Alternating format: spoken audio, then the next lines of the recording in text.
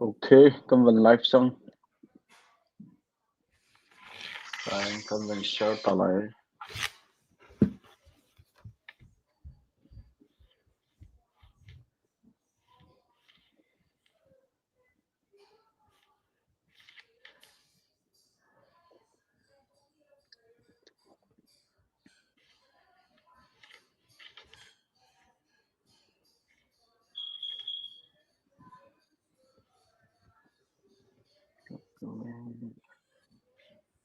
Cầm vấn share trở lại nó. Cái xong cầm vấn share về.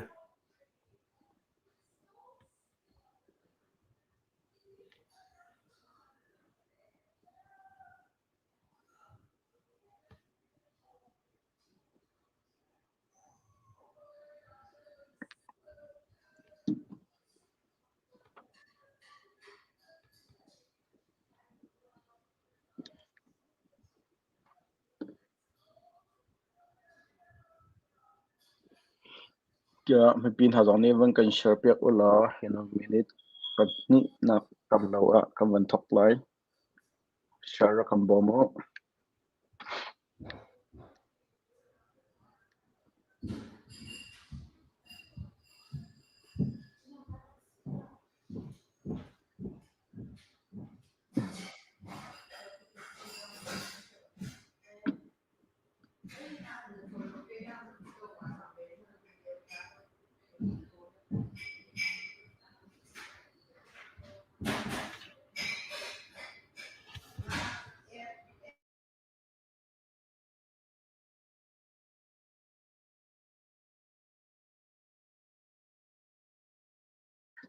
May pinhazong share ra cầm bom ula in a minute pe khada kan nak thọc sang lại.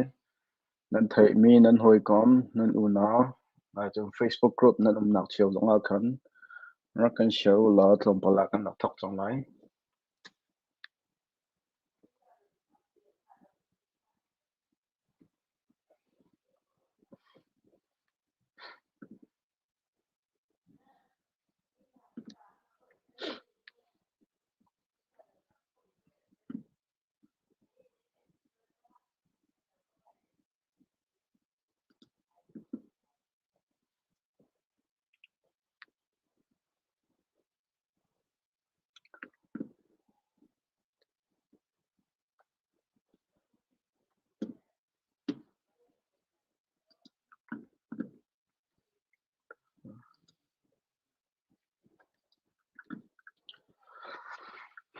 Vẫn cần share đi cô. In a minute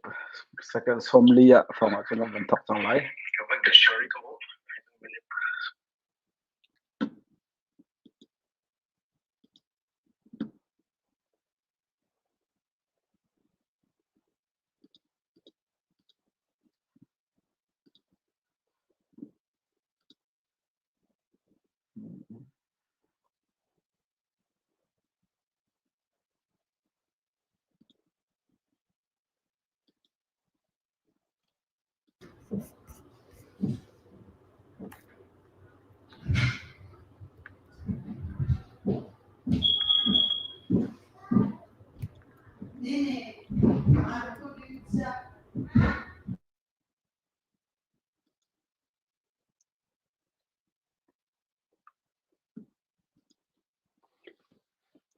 Lê trong hun kép in CCN akan zau tu mi pi na nanum na hun chewa damin nanum lai tia zum na ka ngai CCN in nang ko kan tlai than ha zan cha zonga US President Thimnak kong kan rak chai chia ban dok in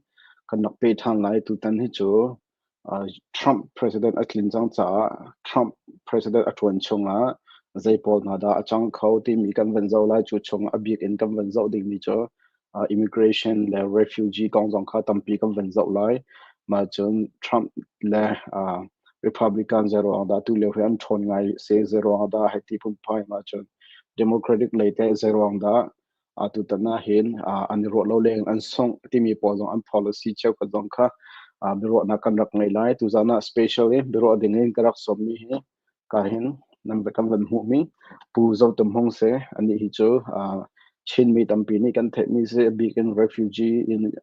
in konga chin mi tampia kan bom tu se tu leo kan ram boina kong donga USE tu ban tok e team mi senators ati governor kong ke House of Representatives te bolong atong peng mi ma cha tu lewa Chin Association of Maryland ti mia shoi tu se e amazon ni ma kong long chu tam de avan chin te lai tu san cha na tu e kavan lu kai ka chimban tok US President Thimnak kong ma chu refugee kong le Trump e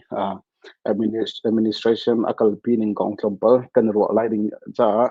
chan tha ra ka pe ke ka hin tampi ka lom ti mi te kha kai ma pum pa ba ching ka du chuan chu ama deuh tampi bia kan chin tal lai ma chuan CCN ekan zo leo min na si zonga ka hin atu leo na kan bia chuan Facebook share kan to Facebook group te zonga khan share rak to nan hoi nan chung kha Viber group te po zong kan share rak to lo rakan ta pu ti zong kha ka hin zo som kan du na lak pum hong atu he kan thok hlan te khan atu leo US president Thimnak number po khate president cha hawda city kha afyang ko chang siman se lo senator kong le house kong te kha tompal te si se na kan zo tu update ka van to ta lai mo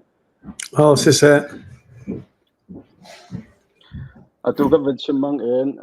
president cho Trump cho thi ma se chang te mi ka afyang na electoral college he zat sadda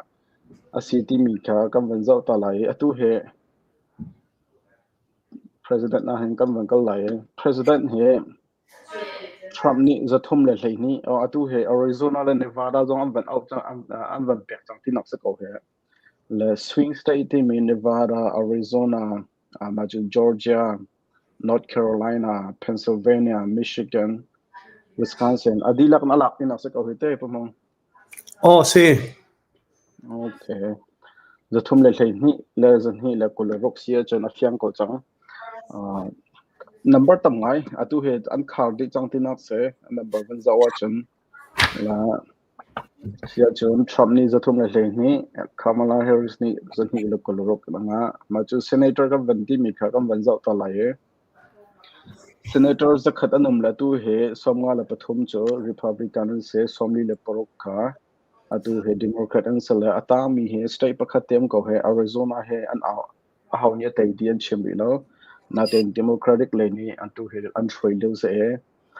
som ni sri som nga thoma salai ti azom zaka ve zai zonga dim Republican ne manung pathum thut nak tam de an chau ti nak se how se zan hi la thairia the tam de chau ding mian se to he Republican ne zan hi la leithum Democrat ne zan hi la pahni se atu tiang how ni la tam de thut nak chau ti mi afyang ri lo thut na pakul atang ri tu her an out ding am ya te thut na pakul atang ri azai zonga honiam va tai zonga tam to kan an tai ya lo ti na ka fyang ngai chang tu her la ma kha atu leo number tu dan te se sia chon apum hong ton ko chimman to kan te voi dang kan kal ha na tu number zong kha kam van pia chang ma chon Trump kha cho presidency chang asi chang ko cha zai ten da phun hin te pakhat na ka number zong kha kam van zo dan kha tam ngai la ro lo leng ken Trump ni atai ngai tu tan te ma si te ka zai rong bi ka da question pakhat na bi cho zai rong bi ka da Trump ni hin to Electoral College law salo kan popular vote zong kan atai ma si te kan zai rong bi ka da tu ban tok thin na kan tai na landslide tai na achau ti mi pakhat na te la ro na ma chon pathi na ka Democrat poll he an zai da abaw am messaging ke an be chimmi ma abaw silo la an kalpi mi ma abaw silo la amma Kamala Harris trim khada abaw zai da abaw ruang zai big da abaw ti mi ma kha pathi te kha wangka chim ra la ma chun Chin Association of Maryland ti mi atu leo na rin ton na kha update zapi zong van campaign ta le te hello pa boy atu ban token CCN kan thu than kho he kalom ta kalung zong leng pa zai cha tia nani hi media leya out pi masa big mi nansi chon kum thong ni le kum le ruk lio zonga khan thim than zonga khan tak te beru ana khan an kenge e apil ke pil kholo atua thim thana khan thut kadu ngai nain kadam deu lo akan tiwa chanen ka pekcha hin kalom tukti kha CCN nan chunga lom nak bia kha chimasa ka do zeichatia media hebe pi to khingshan media felfai te kan pi to ge tu san zonga pakhat pa boy ni be phangkha rem tha ka du ko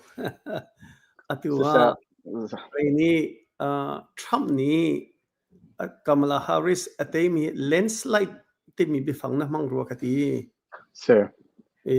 landslide chu zitin da kan le lai kan ma lai hol chu la hoi ngan chin ne wang ka teng na teng an ti la man da kha chu silo mo zai cha tia amu mi zo lo electoral college vote da hin zatum le le ni long long hu chon atu te mi hi swing state pol alak di mi kha ma kha cho tam do cho ka van chim du na kha so te swing state pol ka ma zong khamu si ma zong khi ta tak lo tia chon 2016 a khan alak chon 2020 a khan Biden ni alak atu kha avun lak than mi kha se ta chun na ka landslide tia khan chon Obama ban to khe 2008 atui electoral votes pi kha da ka zathum le somrup chung pi alak chumo chan huwa 2012 ka zathum le som thum leng pi kha la chun atui red state kan ti mi Indiana na khe la chun North Carolina and ma Republican state bakha achu khoi khaban to khe se ase atune ti ninga swing state kha lagdi tiga khan si chu zong chu na chi mi zong chu ase ve ko popular vote zong he atak tak lo wa chun atai mi ni tei ton kha si ko sinain 2016 a khan President Trump ni Hillary Clinton atai a khan popular vote kha tei lo 2020 election bel te ajun Biden ni khan popular vote he electoral votes he apani kai atutana hin electoral votes he popular vote he pani bakate ti ka hin lungchom hui pakhan na ka democracy rama chon atei tu kha chonglom ding si lompi ding si chu cha chun election adi chang tham atan mi kanum lai Harris atam mi kanum lai tham ni atei chu cha chun lunglom ten tham kha chonglom mu se atu labang he chu a cabinet awon ji bol kha ahoda ka thim lai ti ati liu pi sti ka hin bata ten khacham bom mu sti he ka du ngai ngai sei cha ti a chun 2016 a khan a cabinet won ji bol a thim mi kha in da kanum maka se fire ati lang nge apho leng mang ha khatega mithin lung kha num lo tu bel te chu ama zong chu kum som sri le kum riat asi sibe chang upa chang experience zong chu ange chang chu cha chon a cabinet awon chi thim mi konga hin atak te thacham pia wasiti kha chim ka do chon democracy rama chon thim na ngei ti ka me pi ni vote thak si mi pi ni atai mi kha chawlhan phung si chuve ban to kin Kamala Harris song le ka sung na kai kan chonglom congratulations ti kha ati thang ngai chon President Biden song ni na tai kan lompi congratulations kan lompi chon democracy a hin na tai ka sung ti long kha selo in nol ngi dang kha transfer power ka tha tin klung tlam te do tin ma kha pek chan kha haw ma zong chu President Biden ni January thani kul ni tha tin kanol ngi kan chat lai akalak zong a hin ermi vial de kan bom lai ti ati chu long man selo in mai zar cha choni thum ni a khen an ma White House a som ama President Trump long man som lo in an nu kha som chu America lungpu che si atu na ben chim mi som na kong kha confirm se chang te ta thai ta man lo cha okay ni asilai akalak te ya President Trump hi ko warlo ngai nak arwang pakhat 2020 election liwa khan me an ka fir piak kalung tling lo ti ta chun naga chochian ha khot akal andel chan wa khan ani athoriama alung tling lo e tha te in atei tu President Joe Biden zong kha somna lo inauguration day and the President lomlu nak ni zong kha akal lo khatipi kha ko kha chu democracy ram cha achon mi onlaya along ngai ti kha kati sin atu tan tu cho President Biden ni kan lompi ti a telephone chon na tei ati power transfer tha te kan to lai ti cho long man selo tu kan ti ban to kan cho ni thum ni ani tong ha lai i tha te bian ron ha lai America bi chu appointing ko democracy ram asiko ti kha alang chu cha chen ho bo kha kan President President Trump cho thacham pia bo se kumli chung tha te roi khol nak ding chain thacham no bo mo se ti kha chim sa ga do Sia John akal lakte akhan atu in Chain Association of Maryland ti mi contact ate na zaida nan to tu leute zaida nan to mi si ti mi te ma chon kum cherte kha thau jong khan to to ni te ma khana ka ti phaisu se ka sala na ren ton nak te ka za pi sina atoi fe na ten chim kho ma kan zom tala kalom kani hi Merlena shambun kan se kan office hi Washington DC Washington DC Baptist Convention zung pia kan office pakhat kan ngei kan mai thak mi hi pani ase pakhat chu atu Mizoram umi razam ki man ha ki US chawza ni bom seti kan do US chawza ni abom tika khin kan ma razam long siloin an ma mizo kan u naw zong ka bom chin ha seti kan do khati bom kho nak dinga chon UN zong kan ti mi atu UNICEF heti ban to kum kho se te kan sulu tha se nai te zonga khan US chawza kan ton Mizoram zong kan kali UNICEF ti ban to khi aizola kho asia khan chon shena kai min ha kan fadaw le ha bom na lai chipina Mizoram chawza zong ha bom lai chu kan mai thak mi se US chawza kan ni tong leng mang kha chu pakhat adang pakhat chu kan rian ko na bun ka hali ka lomai ngai kan im hai thak big mi chu miol hai ni biakin akhang pastor te ta chuna kan ma thlang pen kong chim ko se kha khapol ki war crimes asi kan ti crimes against humanity si kan ti Biden achawza ni hin Rohingya ko ra kap na shemin ha ki genocide ti bechana tu apya chotika tu hi US dollar 2.4 billion kha renglok abom chang chu cha chen zia President Biden atu khrifa kan themve hi kan pastor ten tha na hi kan biarin khang hi kan zamdi hi ma hi war crimes crimes against humanity tia President Biden sena cha kan ko chang ma kan chakot nak zong chu atu kan ma American Baptist Church USAP zong ni hin kadir kam ti ati chokong chu tu hi kan au pi cho ma leu pi se chon adang pakhat na bun khal mi kha chin kum thar kan ti ba boy tho kan ti lo mo tho kan mang lo kha sa aruang na thai ban to gain independence to 1948 independence la ka se chamo mirang in chutika light langa achauza amasa big mi chu Chin Affairs Council ti se Chin ya council u wom tu mong ni roi na Chin ya council atu amasa big mi chu falam ton pum na khasi apan hi nak chu de si ti sia chon 1949 March Chin kum thar hi tu asi se ti bicha nang tua auto ba thla ni kulen ruk ni kulen sari ni kulen riat ni thum chung zung khara se senain 1962 une wi ana ting huwa tu atlaw chang khai Chin kum thar bicha na tu nuwa ken 1950 atu Chin nationality mi piki bicha na kha tu kha se atuan bia ta tak chu Chin nationality hana han tu chin kum tha ram sa I ama belte na pal lo pa bai si chatia kan ma ha khali ne thau kan ti chumu ti dim le ne khwa do an ti cho falam le ne fanger ne phun phun min kan nge sinai chin affairs council bia kha kan ni kan ni tlai je chatia atua hin ram danga kan tu long long se lo in ram athatika khan chon democracy chana chin affairs council ni bia an cha che mi bi kha kan nun te than lai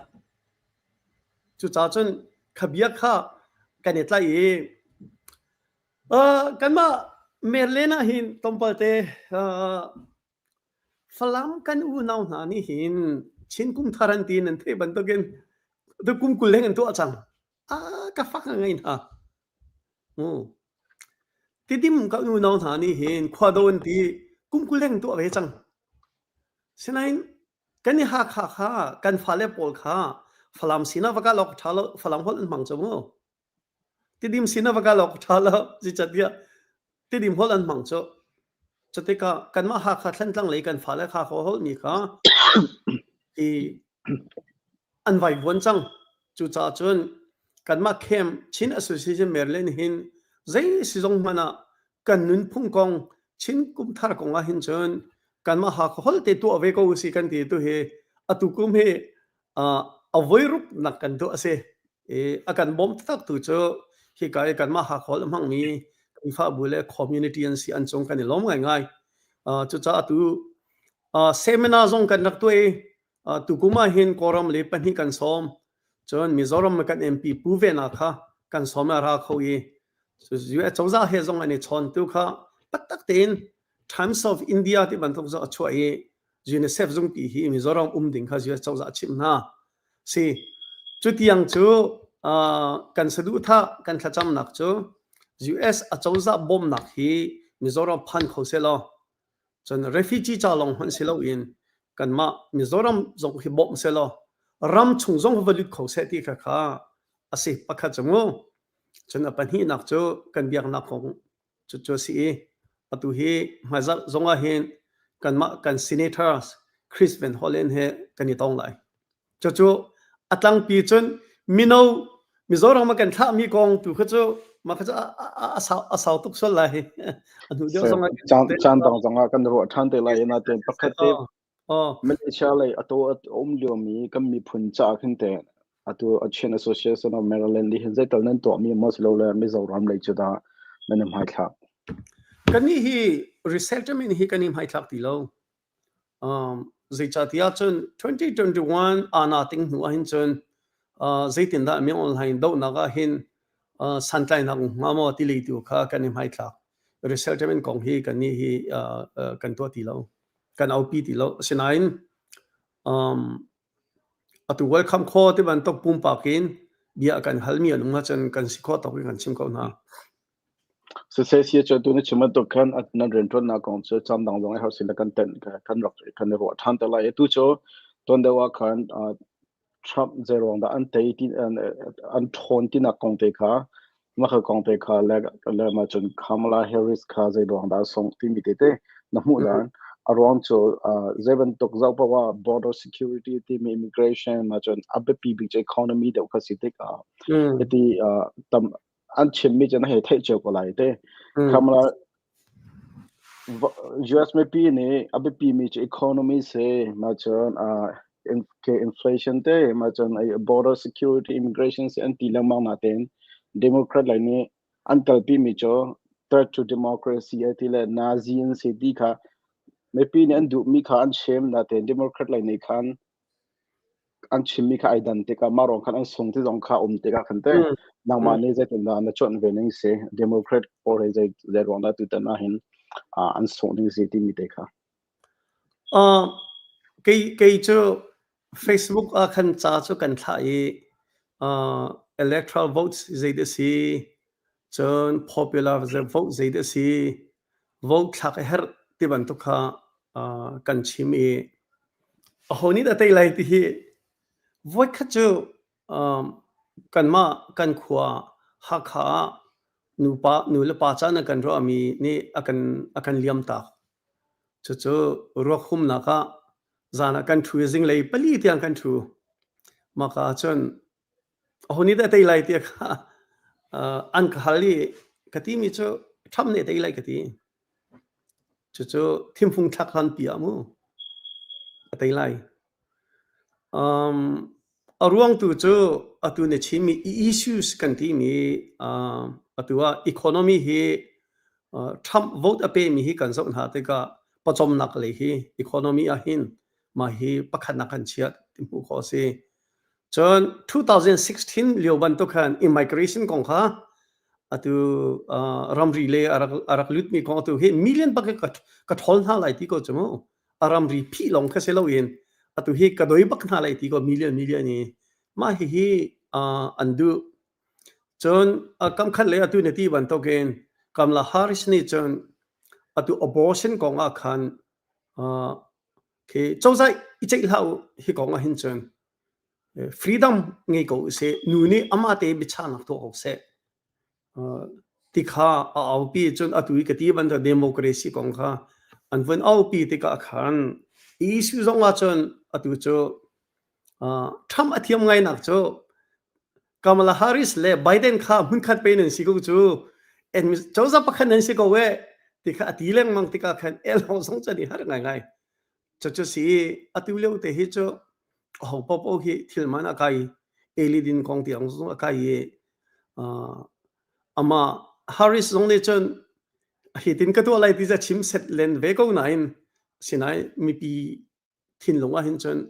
tham ni hin won tuan ko tu asalo ati kho dio lai ti hi ansum cha si hi ka mu chon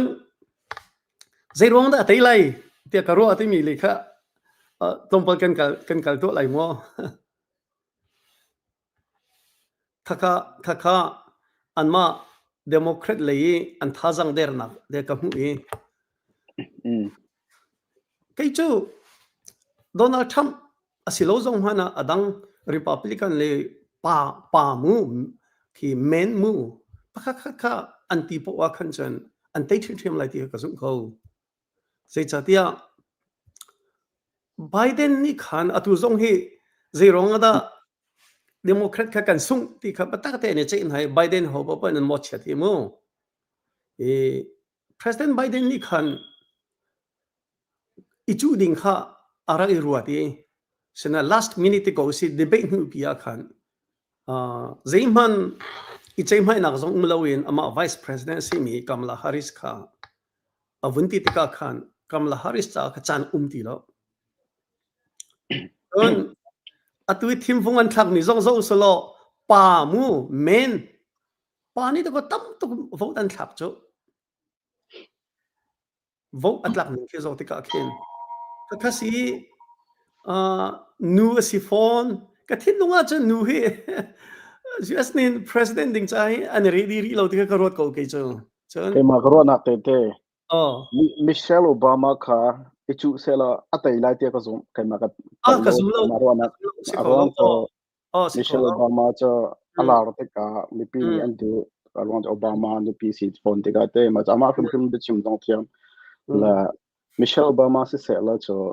mina asi ko bu nu asi ko bu atai men ko lai da te khan ke ma ruahnak te Primo pa boy ke chu ka zum lo nak cho nu si nak pa kha chon hi chi ma hen athang ha mo ta chon na president Obama ka aza chmo cho long han se lo in anu kha mirang si cho ha atu US hi nen thei ban to ken 70% achung to ko mirang ram si ko white ram si ko cho atu mina kan ti mi kha percentage sei ni sei thum long pen si chon tlom tuk si kha sti ka atu veile bang he cho atu Harris le bang he cho mina bak si ko cho mo kha si thil foi cho silo Obama kha ama zong cho za cho long han silo tu kan chiman da anu kha mirang si cho ani cho adu a chon 50-50 mirang kasiti ka di khawe minority to kan si ake a race le ka chimdu nak selo in minority to kan si minake 12% 13% long kan si ka khan thil har ngai chu ka hu chu cha chu ke chu Trump kha ke thil ati kho lai ti tu ko phun dang ba se solo ma nak man khan atling lai ji cha dia ke Biden kha tuan te khan kai chok kum upa chang ka chu ti lai lo ta rak ti selo kha anma Democrat chunga khan ichu na kha primary ban lai chamu atuan en the ban to California governor ha za to Pennsylvania governor za azamin tampi ko cho ma kha si cái chỗ anh sống lại cái chỗ các bạn tôi cái mấy thi thuật tin nạp à khăn chân cái chính trang à giấy thì mình anh thấy lại lo à tụi à bên big economy issue bị giống cho à si phone thì cả khăn à bên hi emo à bên hi cái dấu thì cả khăn thiên cái chỗ anhดูgo chân vậy khá exit poll cái dấu nó dấu về lâu đấy anh mà MSNBC poll zong ka zo chun Fox poll zong and poll ka exit poll ka zo tika khan atu ta na hen Trump hi atha zang hi atu minority kan ti mi kan ma black nuwa chun Hispanic si chamo Hispanic nuwa hen kan ma Asian kan si Hispanic vote do ko tu tan tam lak te la kho si ma kha atha zang ngai cha si chân cái này Asia hi châu thùng châu ni hi cùng đanga chân Democrat asito ni atu ta ni Asia vote zong he mà la ala khori Trump ni hin chân adang pakhat fiang ngai mi tu cho thate ka ban zau tika khan college degree angai lo mi rang he an rak tam tuk cho he college degree white pak ngo college degree angai lo mi nin châu thùng châu ni pak ni hin Trump le khan trang chân masters degree la achung lei tu kha exit poll zo te ka khan chân Democrat le an tang ge vote atha tu na min cha jin zo te ka pa ni tam lak te an vote chân Hispanic zong ne an vote black zong ne khan zai mazat ka lak kum dang na khan thong de tham hi khat ta khen o me a zai zong hana kai ka cho Kamala Harris cho song lai ti cho korot chako si chon achung deu kam van pil kam van kal chong lai Trump cho tu e ton na chim chang he avoid khat na ka hetia mi phwa na your fire ti frang frang na van chimi po te ma kha si te atu lo second term of an ton lai cha atu jong dat na the thai ko lai cho susi walls ti mi nu jong kha ani kha ke mi principal ngai mi nu sem ti lete ma nu jong kha ma nu ka chief of staff a khan chang te ka atham hi na ka hin te atham khat na ban to khan zai ban to kheda ke na he chon ve dan te ai dang lai mo silola thil atarak thailo to ro khan to dinga thailo ro nga arak kal de khomi jong ke se kho ma cha tham hi na sa thil thai chang te ka du dam po kal kho adu dam po thil to kho ting jong khan um te ka atham hi na ke na he chon ve ning zai ban to Trump kheda kam hu lai ti na ro cabinet athim na te ka hen fyang deu kan the de lai si cha tia ama e loyal as ama ki thilati kholai ti mi mo cabinet man ha lai sela ama loyalty mu ama abiangai ding mi thu dir di coding mi khamo akhan ha lai ma chu asi e asatal bel te cho atheng pa ha lo mate cho karwat ji cha 2016 ka cho anaudio leo se chungo atu zong ke ka zawi Kamala Harris ani debate liwa khan acha kan ni chon Kamala Harris ki debate thong to anti ethiam senai ama tham ke ko ader de ove chang te ka khom hu cho chon experience zong cho ve chang tika atu tan he cho 2016 ban tok chon athin toy lai ka te ta ka lung rang tok lai ti kha cho ka zum lo complete pi zong experience ngai cho senai cabinet hi zai ban tok da akhan na lai ti mi kha mani khan atu masalo wa cha chin chung ok har ngai ta chun na ka ke Ukraine kong na Russia le Ukraine kong na he ni kha chunga kadai ter lai ti ko chumu asi kholo mi do ko chim cho senai politician an si achimi azumi nan zung ve ko chu cha chun vun tu am sa se lo vun tu am sa se lo mu sinain atlang pin chun kum thong he kum le ban to cha si ti lai cha zum ti lo sia chon atu cho January thanakul tiang ke meki chunga hin zaitlok anda atulo ke president elect Paul he power ngai timi de atu kala ke national ke ram dai na konga chon tu ke thong pa te jam pek pa chang la ti hum phai jong se ma chon ram dang choi tu he jong phone ai chon chang ti hum phai si ti ga ken zaitlok anda me kalnak te a hin power ngai timi de ke si sina kan zau tu zau pi kan no fen da na de nga na ven kan shom khong ha ma January tha nikul long kan president asilai khanu long kha anol nge nak chung la tu le hui cho ahu ham kha si hi ban to 20 ka chen ram leng mi zong de khan congratulations kan in ti ka cho vale chung diplomacy phung si ko e ama belte January tha nikul ni ari na lut lai ma nu chen abepi bege kan ma koram kong sia chen secretary of state kan ti nangai chei wun ji ho da khat lai ti mi to ke cho ka zo ngai ngai nin zong kan hoile chun cho kan in ha kan ruan hai ho da thim lai ti mi he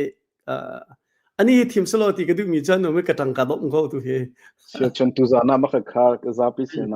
na du nak te khana ven kan chim lai ti ro chan na ka ngai sia chon ma kha January khana kul a khan val lut taw si le te lo ma ke president ka si ne a ti le ato di mi kha tam pi ta ma kha te ga khan tu abe pi in tu za na van ro kan tu mi cho ke mipi US ton bia mipi tam bhi kwat te ram dang a ke an ram ma kwat than na kha ka to lai ti te ga amen fa na kan the te ga ni chon mehi ko na chon phaisa kha number lo happening ko man la ti do ko so che no price check ati te ka te la mi ko nga hen deportation ti mi he zaida asi ti mi te te kwat than ti mi he zaida si a process zai tu nakal ning si acha nu mo silo ne khada da to li si ti mi si sia na kan zo tu ga kam pi kan ban fen da na dinga deportation ti mi he zaida an chim du na si ti mi te kha ra kan chim da lo ma chon tu e secretary of state na ti mi te kan ab pi mi he lekin da ai pe thlai nak mo ma khan na kan na du mi te ma chu ma khate dong kha a hauda city kha na kan chim chi ko kan chu ke January tha nikul nia inrang pi lai asina in voi khat bia riana tuan kholo zai chatia cabinet polki cabinet ministers kan ti mi treasury zonga defense si zonga secretary of state ki ama ni adu mi min khachim lai sinai sinai ni hin anpom pi khau sinai atluang ho lai zai chatia sinai da hin anma republican kha majority an si cha kan tlong ho lai ka vorot ko se ama belte tuning a process a chon amani hin atwa February January than nikul thana hin ani kadu timi kha thimcha chong lai senai direct pi kha January than nikul nia khan homan rian khan kholai lo je chatia sinai pi ni apom pia homi popo kha cho khatken January than nikul nia karian kan kholai lo ama White House ama president le sinai approval haulo mi long khan kholai ti mi te kha tlompal te US achaga rian tun ning kha bunchim ka do deportation ti mi chu anma lawyer pol ni hin kan nole kan fale lo di mi anum anma ni hin JD di mi pol ni bunchim na salo cho an thei do lai illegal phunglo umi kha like thoma ja sikong ha ma kha zaitin na tu ang ha ta chona ga chekha cho khak chena num chu hi ka chok mi anum chu an pale kha hi ka an lu ti ka khan document ngei lo an lu zong hma na hi ka chok mi khan khan ha kha zaitin na tu an ha million baken ka kwat kong ha lai ti ati ko ye ati ning ta tak cho chon kam khale ro tu solo pa boy tu he ke hi Mizoram ma zemzat ku chu ke atu tiang ke kawatlon tika khen cái alhana chân hà dòng đặc phổ làm châu val tiêu hàn phổ mi kamu Mizoram akin an tuan du lo ni đó kan tuan sa tu kemu lam dòng kan châu sin rian ha kan tuan nau rian ha kan tuan dum ha kan tu aja ke atu dòng he zo ko sala he ka atu kan kwat na la ti mi na dòng ki an jen tuan mi ke zo sala dum ha stika ken a million pi afun kwat tak a khan chan rol chung tu ha dum a tho tu pol ke zit look in da US economy pi he ki an hur suan ve ha mu ma cha si atu ramri kong tu khacho adule ke ramri wampang pi khacho katwa lai ti sia kan chan atu house an clean a hin chan sine he sitika khan ja wampang khacho tha te akul kho ko ha senain he ka aphan chia mi kha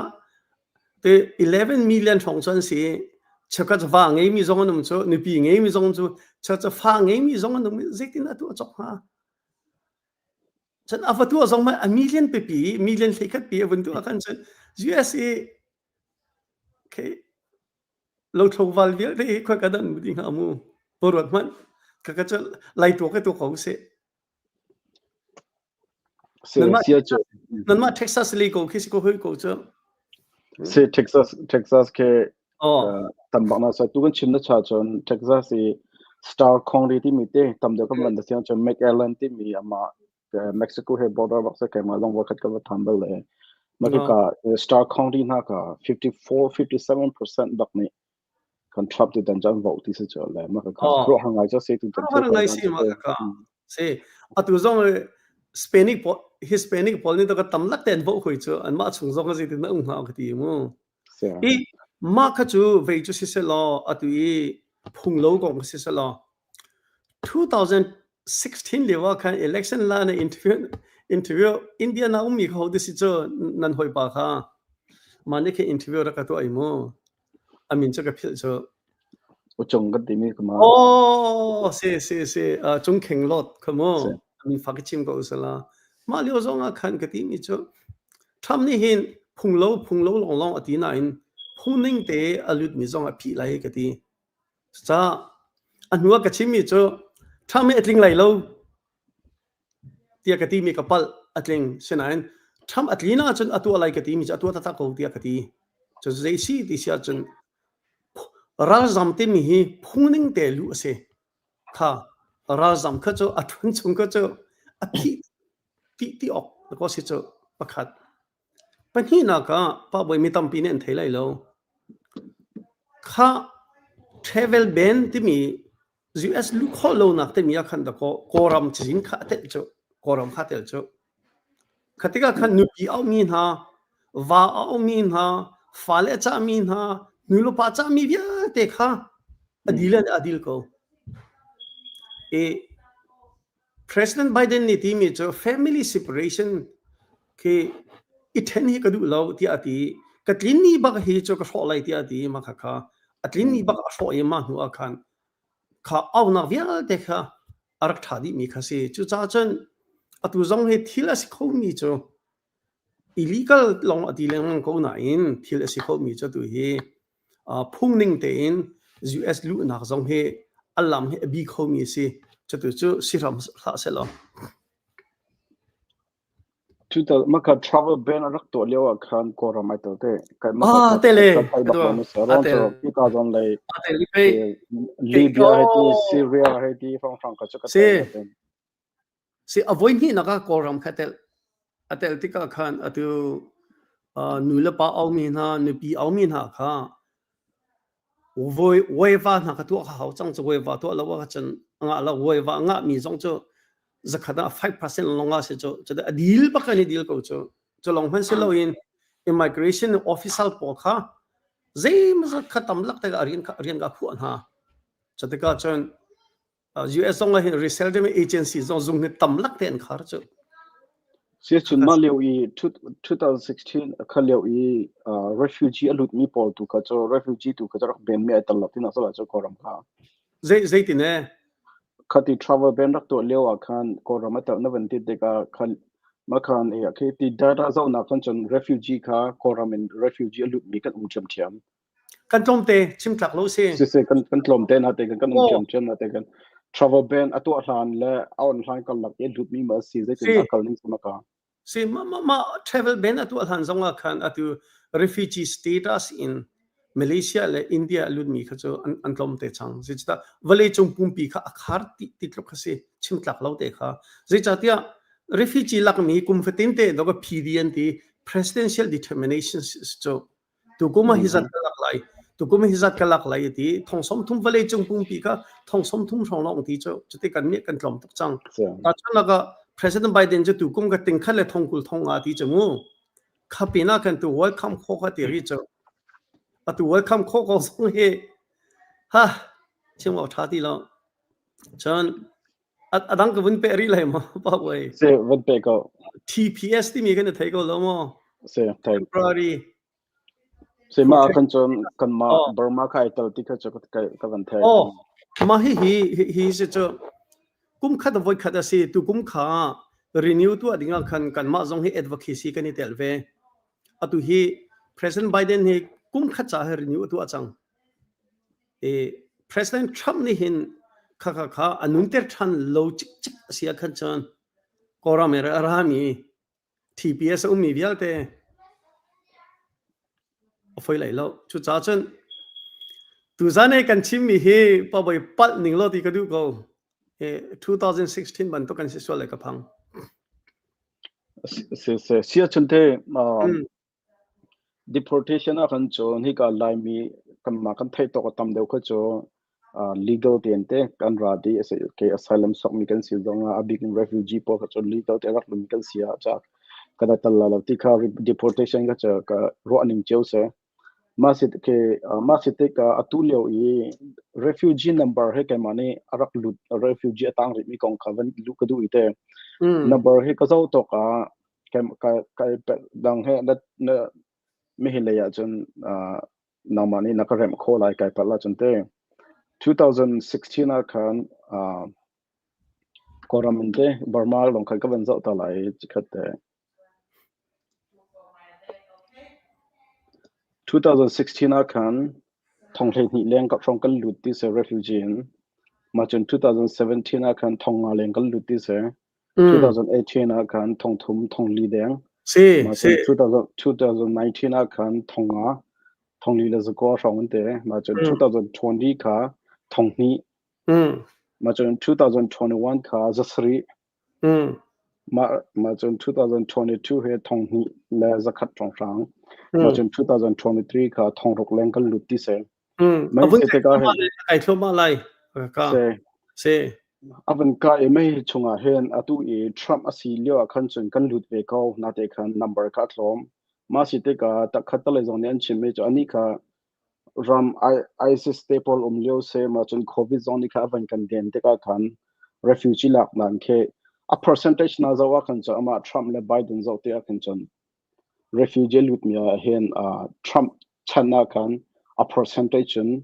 kan tam do ref amenung kan tloma te a percentage koram mi kha kan tam do ti sitika second term Trump ma hinte refugee avan lut ding mi konga hinte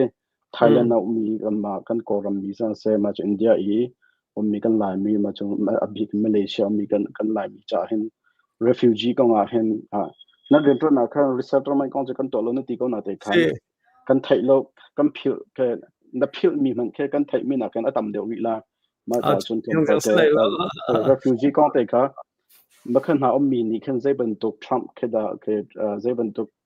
jin hun ke da ke under wa chan kho si ti mi te ve mu Trump a chani refugee ki admissions ti mi le pen hi cho a number zo ti ka mo ceilings ti mi le admission ti mi phun hi chu cha chan presidential determination ka zo sa ka how chu cha chan ke Trump a chan in 2000 ke 2016 a chan tiang ke average zo a atom te a policy ama bil te Biden a chan duwa khan covid ka vun si cho no say 2019 thong zo vun ti ko se Biden achana kan covid ni awanning te ka khan zai de chok ti sia chan lawa ka pol jong khan kal khoti lo Malaysia ram dang nang kal khoti lo asina in Biden ni a ceilings bi hi zati kalute lai ti ati mi presidential determination ata ta chun ding ka selo atu kum long te ma na hin koi atu kha thong tha deng to ko phan cho tu kum ma na hin mo ka va zo thang de lai e ka chim tu mi kha cho chun ama e tham akai han e refugee lak mi zong kha zo a hau cho tham e akai han e refugee Obama ni alak mi vial te kha athum ti cho tak te khete khen analysis kha to kha hau e ata chun ding kha selo chu cha chen atu okay see ISIS lo ti ti ka khan sei ronga da ko ram cho hun te mu zei ronga da ko ram cho hun te kha si overall him ani hi cho a policy kan chim mi chi kan social mi selo America first ati khe ko chmu chon atua ta chon na ga UN ha da go ke WHO ha chok ko cho e atu refugee lakte ka tam phaisa tam to ka di cho US budget tam pi khadi ma kha si atu e ISIS le security e safety e khalong khasalo phaisa ka tam to ka di phaisa man rim kha ka ani policy cho phaisa man rim kha ka adu lo chu cha chen 2016 ban tuk cho siram la se 2016 ban tuk cho siram la se lo chu cha chen a cabinet pol kha awunji pol kha atu DHS kan ti mi lawaka lewunji ho da site lai chen atu nang che yunji ho da site lai ti mi kha abapi ngai mi cha se asia chon atu ton da ka ven hal ban tok kan na ven chim na cho 2016 ba bai chikate chika sorry nebia kan tan ko le ma pakhate deportation ko than ti mi a hin atu i phung lo alut mi long he ke phung lo lu ti mi phun thum mum chomo kan ni kan mi tham kan chon ter mi cho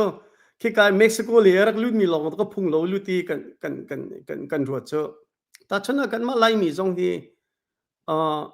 Asia ni khan min na kha akhat mi ti ban to ko chomo kha se atu tiang tu cho kan thakur ti kan ro ti si khaban tok jong kha batak te avun check ka khan chon chimok thalo chon ta chuna tu green card ummi he te ban to jong kha sol pal na kha zekati lai crime he ti ko se DGI ban tok se lo mi mo crime he ti ban to ka bun nge a khan chon ke adu lo ti a khan chon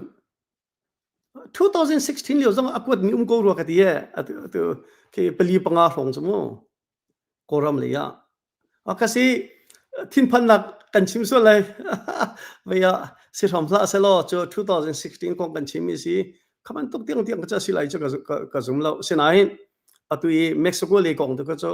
ka to bak lai ti tu zong hin hi be pi ngai chia mi cha si chatika chon atu lai cho ka zum ze tin atu ate ha sia chon atu leo refugees US rat thing I watch and me cha chun manha poni ken zaitin da me Trump avan kin than mi he zaitin da anchon vening silati mi de kha ma kha kong te kha fyang da na ven ka chim ko nga veya zinori tha chun rian chu lun ma sa se lo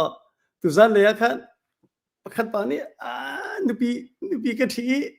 ka nupi phan ko nga mo akati President Trump ka bahal ko navo mi ka ti chu cha chun zinori tha ni kul man huwa he wen hak phodi salo chen atu cho student visa tam pi na ye asoso si lo cho Biden administration da ko atu ami cho siang ka chia tam bi ko ram le lu na ko zong mo ka an policy wa ka se ko kha si ze song mana adi chami di khacho di chami ka ase ko we se nine mai le tu khachuan a hau kha cham cho hau sia chun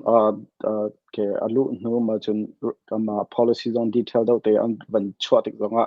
tam deu kan ro athan te la ye atu kam van chin mi secretary of state ti mi churam dang lei van chi tim nak sala jute kama la hon van chin ma chun atu DHS ti mi kha chu ka ko yi kan tila ma ka thai ve lo na ma ni na He ka lawa ka ti go se lawa ka. okay man ha pa ni kha kam na lai mi cha zonga khana be pi ngai mi se ti khan ka he ro be ma cha chun man ha pa ni a khan a ho khe da a thim so la chun na zo tuk cha khana thai ko lai a ho da a thim so la chun a poi ngai la ti mi silo ma hi a thi ma chun a tlam tling de la ti mi a poi ngai ding tian ro mi a tlam tling ko la ti na ro mi min dong cho ti khen a pa ko chang ni te vậy khi bôi ngay lại ti mình học cho si sẽ lo ti mi tu kha atu Secretary of State na chon Senator Rubio mo Senator Rubio Florida Senator Rubio na khi Senate Foreign Relations South Vietnam mi si kan ma kan kong song kan thei koram kong song thei ngai mi si atang ngai mi si chon Senator I mean Kevin Pilcher Tennessee Senator zong ke Senate Foreign Relations Committee na tel mi si khaban to kan kong lam akan thei che mi kha an si chu politician kha an si akhan chon athang ngai ding kha se tia karot ko chu cha an mo ban tok na kan si akhan chon ve Bethany hin zitimoti kan ro lo leng pin thil tha choko ko ke cho thil tha li po hi kamu ko Bethany zitimoti kan ram cha kan mi phun cha President Trump hi amhan zo si ko ti ka zum ko se chun kan nom DHS la ya khan the na da DHS le ya chun atu tiang he min hi alang tuk lo in ka thei DHS le han chun ma tu chu tlong pa cho chuan ri cho ho ko se chun atu refugee kan tai lamang atu na van chimman to khan lai mi kan sin ka chona a thai pa ko te ka kan tu kan chimman to kan to te ka refugee ka kam ma tam de chon phung kan tim ka sa tu na van chimmi student visa na pham mi heti te po te ma chon H1B visa an ti heti mo pha apun phun a pham em te ka mekin ha pol asylum mekin ha pol cha khin te naka chim kho chun mo zaitin ti phano se mo silowa atu refugee he kan khat pa ko ta citizen kan sil han chung po chu ti mi compel te ma kha asylum sok mi po dia mun kong te kana van kan ro khong ha immigration lawyer ka se loye chimok ka thailo atu ti ban to khan pa boy orian chu vundut ma sa se inrang pia ma chan a cabinet ministers polong vun chok ma san ha se lo ma hiwa khan thil chu jidin akal pi lai te cha fyang ama bel te atu asylum le refugee da halmi khacho kadwa awaya immigration lawyer kan si how theng lo refugee chu lawa ka ni Malaysia interview tu ai tha te hi kar kalu hmuhning te in work pa mi zonga asi chen kung khada green card khanga khasi asylum sok liu bi si ko chu zeiman umri lo chu kha an hua khan jam hu lawa khan chen hu lo kha vasiko ha chen aba pi ngai mi chu crimes sol pal nak le ko nga hin chen i rarin nga ngai chu kan ho katibal ko ro kati CCN zonga hin aba pi mi cha lawyer hi immigration lawyer tha mi te lan chu ho kan dam lo te ka si zung kan pan chu mo doctor kan pan chu cha ke chu hi chu ke ma te form fill up ka to ko si ti ding se lo ki DGI mana hin immigration lawyer tha te lan chu ding se asesia chon atu refugee count te pol ka cho khawya kan sri se la kan ka foreign policy adok nak le se na pakhat ka kan chimi se la tu pakhat mak se chang ne adok nak le te ya pakhat pa ni te kam van pel ta la e foreign policy le kong kan tu ne van chima to kan Marco Rubio te mi ka amana ka secretary of state sia chon ka tlam thleng lo la tin ro te ken me ke zai ronga da amma po ki azet long dam pit nang cho senator he tong lamang min si te ka na experience ong en Democrat le himo atonam foin deu silo sila Republican le senator da antonam foi deu timi na rienton na ka khoi ka party hen da rienton na foi deu timi de next year kan kan chimchi la ma chung kan koram cha khen te zeben tok khida mo pe thlai na khen zeben tok khida achang khau timi de ka na chon dan te ra kan chim bi tha chi lo lo koram konga hin cho an lunga ruang ngai atu sine zong si house zong amo an lunga ruang ngai I ama belte ton belte tu hi cho kachim ton ta chuna ka kanni kan senator hi Chris Van Hollen ase ani sine foreign relations Asia PE chairman ase cho atu cho chonili nia ka ton kho ko le cho ji cha ka senator se cho ve ban tokin ki Texas mini chon Texas nan senator Ted Cruz katon kha afoi Florida senator Senator Rubio na he Secretary of State assisia kan chal ve Florida chin community na nan ton kho lai ka zum kha atilwan ning cha se zerunga da Senator Ted Cruz Senator Rubio na he asi kho se lo ka ti asi kho lai ka thei bak lo ani chu Foreign Relations Committee sao pi tuan mi si kan ma chin kong zong thei koram kong zong thei chun ama zong hi president kha arang ichu bal khamu kha si atu zong 2028 hin chun achuri lai ka zum atling zong president ling ko khaban tuk mi pui tling policy fact fun te ngai mi khaban tuk an sia khan chun atu koram kong kan ti mi zong democracy long silong atu kan atu pakhat ka phangpa mi cho ramdang bom na khese humanitarian assistance mu kum fatin te tamlak te bom cho Thailand le jong ki khakhasi ma khasi ama senator Rubio ban tok he cho amang du ta tak ha mo ani tham asatale cho thu her chana thu her chan dir ati kho ding kha hau pa ama belte anma Republican Party kong ha ru atika hen ani 2028 achu khoti lai lo chamu ni kompati bifang pakhate wunrem kadu mi cho wunrem kate te ka ke tam ni bifang ken mangai ngai president tam ni chung achu khoti lo ti khasilo voi ni thim kho se lo ti khase president cha ma cha chun ani he cho 2016 a voi khathim se chang atua 2024 voi ni nak thim se chang cha khan 2028 da thim kho asti lai lo khaban to ka khen atu ban to ge senator Rubio na avansi sia khan chan ani ka resume thang ngai la ye 2028 zonga hin khaban to te ka khan chan ga biapun sa ko sala tu hi Republican e phuni anu go hi mu nu chan pa chan ti mi George W Bush atu Dick Cheney Tleijia John McCain khana Paul nu chan pa chan si mini he tu tham han du lo hi mu he cho zapi the isiko ma khasi 2028 a hin chon atu Senator Rubio he de ban to khe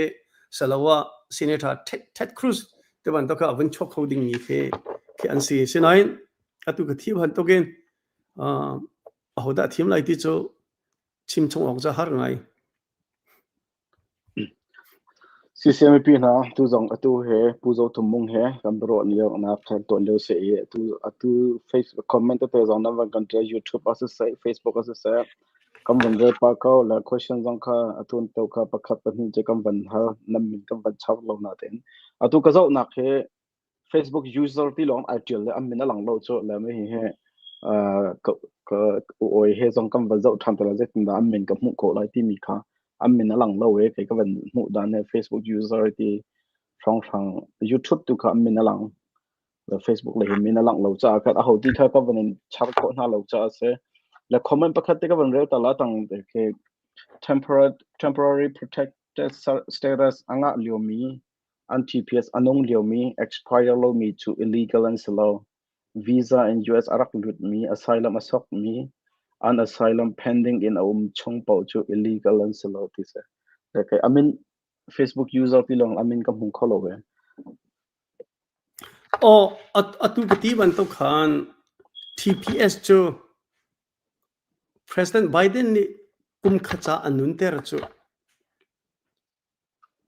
kha e President Biden ni TPS kum khat anun ter nak ding cha khan advocacy kan tel chu kan ma hi khem hi mo chu cha atu chu kan chimdu mi chu 2025 athi la hi athi la nun ter thana how so President Trump ni anun ter than lai mo nun ter than lai lo atu zong hi kan chei pa chang ha anun ter than ding ji tin dam ma kan lak lai tin ha hi kan ma DC thong thang chu kan chei si ma kha kha kan chim du mi khasi ko asylum zong chu asok liu mi kha chu result a chwal han chung kha chu kha si khaban to kha chu immigration lawyer kan si lo kan chim lo wa si kan chim lo kha a tha de go e si zai zong ma na atu comment zong ko zo ke kha Kamala Harris về Democrat thì bạn tôi cả vun huệ khi thế nó sẽ US hin make a thắc lại thì cả hin registration cả min pack cả thắt để tôi cả hao cả khăn atlang pi bihal nak phun thum pakha cho Democrat panhi na Republican apathum na ka unaffiliated asilo independent thì khase hi unaffiliated independent kasi Democrat zong kasi lo Republican zong kasi lo ama belte kadu mi president ko cho Tim Phung ka pe kani Maryland labang hi cho atwa Thim naga hin president long Thim silo Senate zong Thim asi House of Representatives zong Thim asi Board of Education tiang ka Thim asi Republican kadu mi me ka pek chan ko chu cha ama belte party tu ko cho cái ngei lo hi reason long cho zai cha tia pathian dam na kan pe ke kan mi phun cha kan ti kho tok te tin hin ni tianga kan chol chu cha chun ke ka cha chun atling mi po kha ka president asigo ta chun na ka registered Democrat na sining lo chu an ka check lai tham te ni phun dan ko ro khau jumu 2028 zonga hin de ro lo pi Democrat ka tling than da sa lo kha si chu cha chen wi chau ban to kin ya a thong le mi bo hi si ko ning ke ti chu cha president Trump atin chan zonga khoi tho sa kan leng ko atu zong hi pathian ni pi la bi mi cha democracy rama chon Thim Phung thak mi pi ni atei mi kha kan ni khom lung lom te kan ni khom chu cha Harris atan mi nanu ko lai nan ngei cha ko lai sanan khaza chang se democracy ram achon atling mi kha mi pi ni Thim Phung pek mi kha kan presidency ti kha thadam tin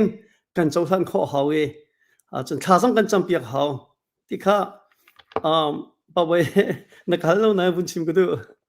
so na ka kana lom asia chon dok nak le khan kam mai kal chang ko we tu chin Association of Maryland ti mi ka nan ren ron na ka tu na chim na chon office dong nang ngai ma chon ren te nan ton te ka zapi ni te mi pi ni ital du he ti le ibom na phaisa le si jong ate pha kha si te ka tha jang pe du na si jong te ha nei tin da mi pi ni tel kho wening se ti mi te kha mi pi le tel tum nak te kha rakam ro ta lo ba chon tu zani kan hallo mi chungin zapi ni an thai ok tha ko tin ro mi kan hallo mi chung khat ma chu jong chu kan chim chi dala kan ni hi khrifa bu sena cha kan ti ale ma chon khrifa bu bom nak te in atu tianga rian kan ron mi se chon Mizoram hin mino tukuma minung pasri kan thla na ma zong cho rafal ticket ti ban tok te kha kan zuare ma te chon atu hin kan ron mi cha se aba bi big mi cho nan thla cham bob na kha kan her chon nakahalmi atlinga ngai ko mai label te January tha nikul